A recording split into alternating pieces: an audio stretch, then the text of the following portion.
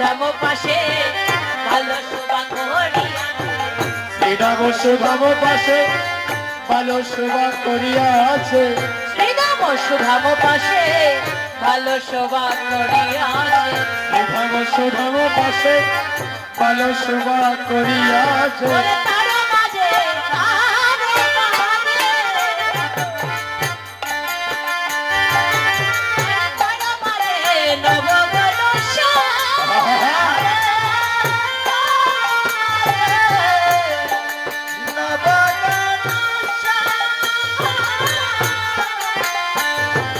তার মাঝে নবগণ আজি চলিল চলিল চলিল চলিল তবে চলিল চলিল চলিল বকুলের পথে এবার চলিল চলিল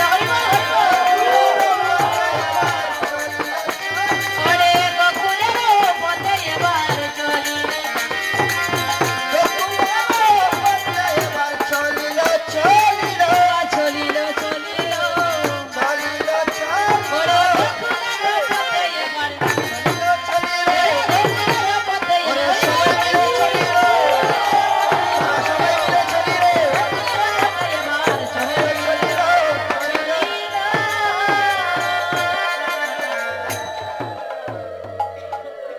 এবার গোকুলে পদযাত্রা করলে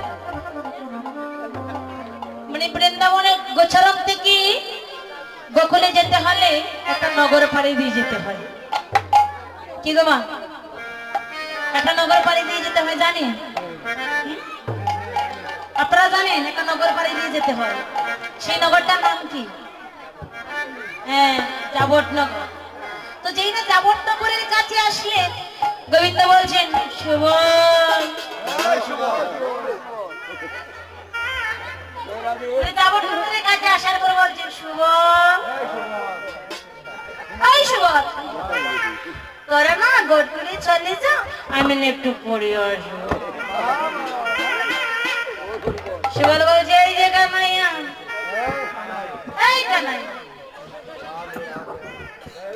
এই না মা মা মা বলতে বলতে কি বলে পাগল হয়ে গেল হ্যাঁ এখন পরে যাবে কেন কারণটা কি কানাই বলছে এই শিবা বলছি কি তোরা না গোকুলে চলে যাও আমি না একটু পরে একটু পড়ে বলছে একটু পরে কেন রে কানাই বলে বলবো বলে দেবো তাহলে শোন ওই যে আমি যখন না ঘুরতে গিয়েছিলাম যাবার বেলা না ওই যে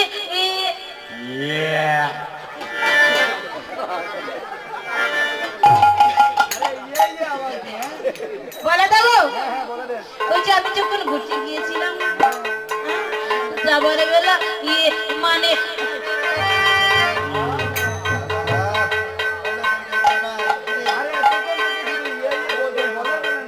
বলে দেবো ওই যে ঘুরতে যখন গিয়েছিলাম না যাবার পথে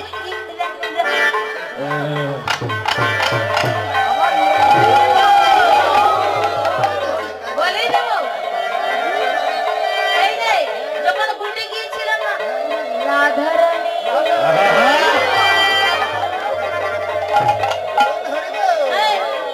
জানিস শুভ আমি না রাধারানী কি বলেছিল আমি যখন ঘরে ফিরবো তার সঙ্গে দেখা করে যাবো তাই বলছি শুভ আমি যাব আর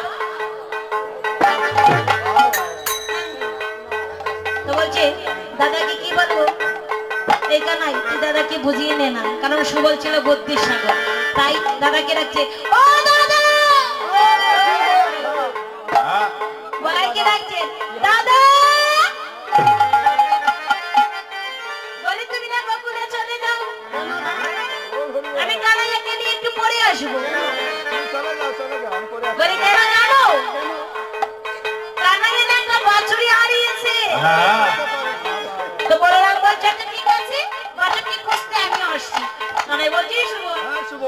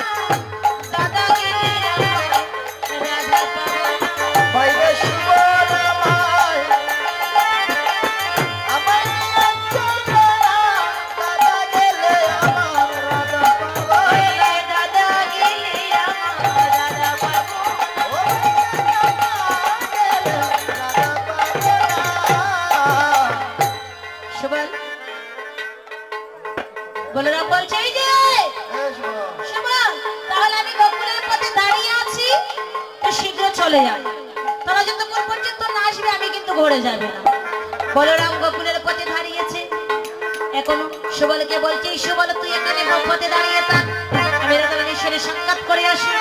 এই বলে গোবিন্দ আমার কি করলে রাধারানীর দিকে গমন করছে। এমন সময় রাধারানী মানে গোকুলে জগন্নগরের রাস্তার পাশে দাঁড়িয়েছে। যেই না গোবিন্দকে সম্মুখে দেখেছে, গোবিন্দকে সম্মুখে দেখে বলছে, হে কৃষ্ণ তুমি এসেছো, এসো বধূ আমার মন্দিরে। গোবিন্দ বলছে, না রাধে, এই যে আমার রাকালের ভেষ, এই বেশে আমি তোমার মন্দিরে যাব না। বলে কেন বধূ, আমি তো তোমার ওই বেশি বড় ভালোবাসি। বধূ হে, তোমার ওই বেশি বড় ভালো, বধূ হে ওই বেশ বড় ভালোবাসি। তোমার মাথে ছোড়া বাসি, ওই বেশি বড় ভালোবাসি। মাতে ছোড়া হাতে বাঁশি, ওই বেশ বড় ভালোবাসি। তোমার মাথে ছোড়া হাতে বাসি, ওই বেশি বড় ভালোবাসি। তোমার মাতে ছোড়া হাতে বাঁশি, ওই বেশ বড় ভালোবাসি। বধূ হে, ওই না বেশে আইসো আমার ঘরে। তুমি ওই বেশে আইসো আমার ঘরে। বধূ, তোমার মাথায় মোহন চূড়া, হাতে মোহন মুরলি, তোমার রাকালের বেশ আমি বড় ভালোবাসি। তুমি ওই বেশে আমার ঘরে এসো। বধূ হে, ওই না বেশে আইসো তুমি, দাঁড়াইয়ে রয়েছি আমি। ওই না বেশে আইসো তুমি, দাঁড়াইয়া রয়েছি আমি। তোহা বধূ লইবা না চলে, আরে তু আমার লইয়া আমি দাঁড়াইয়ে রয়েছি। আরে রয়েছি। তোমার ওই চরণ পাইবা না সে, দাঁড়াইয়ে রয়েছি। ওই চরণ পাইবার আশে দাঁড়ায়ে বধূ, তোমার ওই চরণ পাবার আশে আমি দাঁড়িয়েছি। জানো বধূ, তুমি আসিবে বলে আমার মন্দিরে আমি বিচিত্র পালং সজ্জিত করে রেখেছি। আমার হৃদয় মাঝে বিচিত্র পালং আছে। আমার মন্দির মাঝে চিত্রকলঙ্ক আছে। ওরে আশেপাশে রসের বাণী,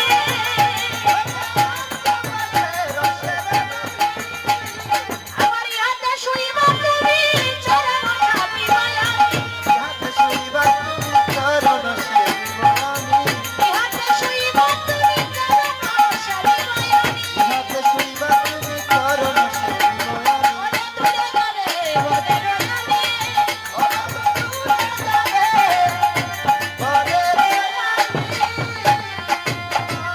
বধূ, তুমি আমার বিচিত্র পালঙ্কের উপরে সজ্জায় যাইবে, নিদ্রিত যাবে, আমি তোমার চরণের সেবা করব। বধূরে, চঞ্চল ধবলি শনে, কত না ভ্রমণ বনে, চঞ্চল দবলির সনে কত না করেছ বনে।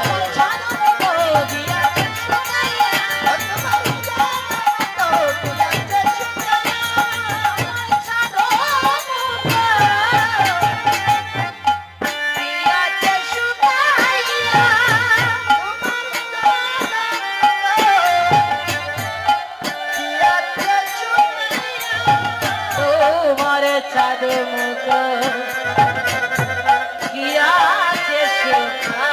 বধু হে বধু হে বধু হে, সাদ মুখ দিয়াছে শুকাইয়া।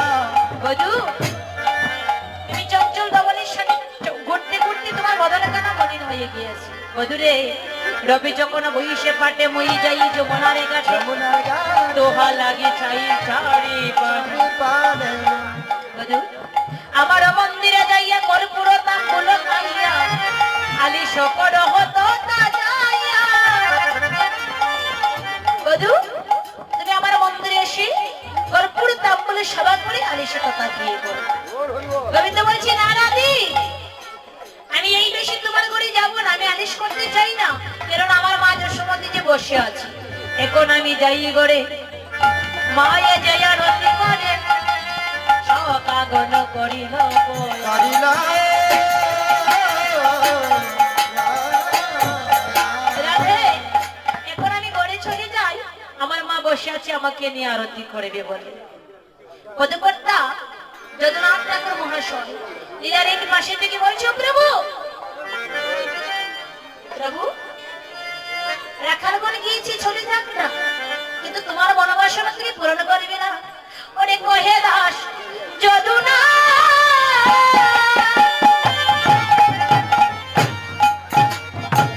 তুমি পুরাও বনের সাদরে,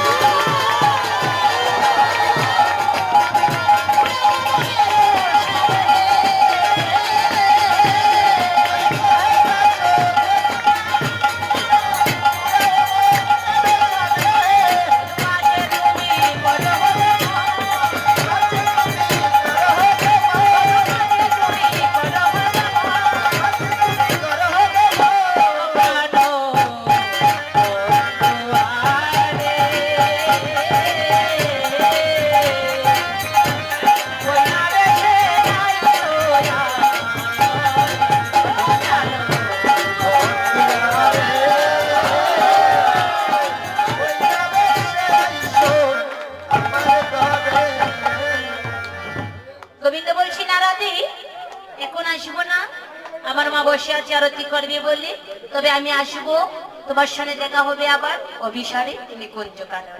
এই বলে গোবিন্দ আমার বিদায় নিয়ে চলে আসলেন কথায় মায়ের কাছে যাবেন বলে। এবার গোপাল কি করলেন, গোকুলের নিকটে আসলেন, আর দাদা বলরাম দাঁড়িয়েছে গোকুলের পথে।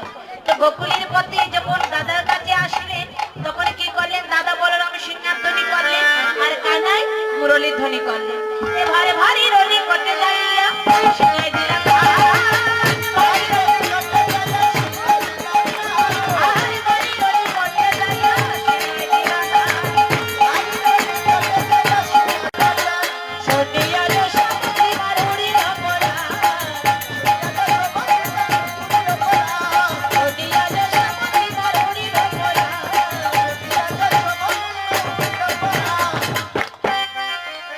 পার্শ্ববর্তী সিংহা মুরলীর ধ্বনি শুনে কি করলেন, শরণনী মাখন চাঙা হাতে নিয়ে রাস্তার পাশে দাঁড়িয়েছে।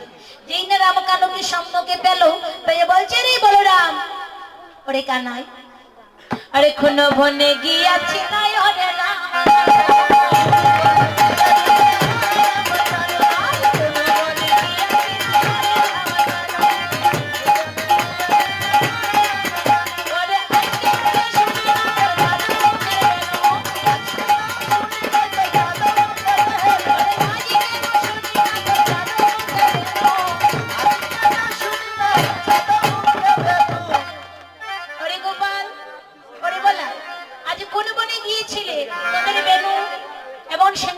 শুনতে পাই না। তাই বলছে, ওরে নন্দের ভালোবাসা যশোদার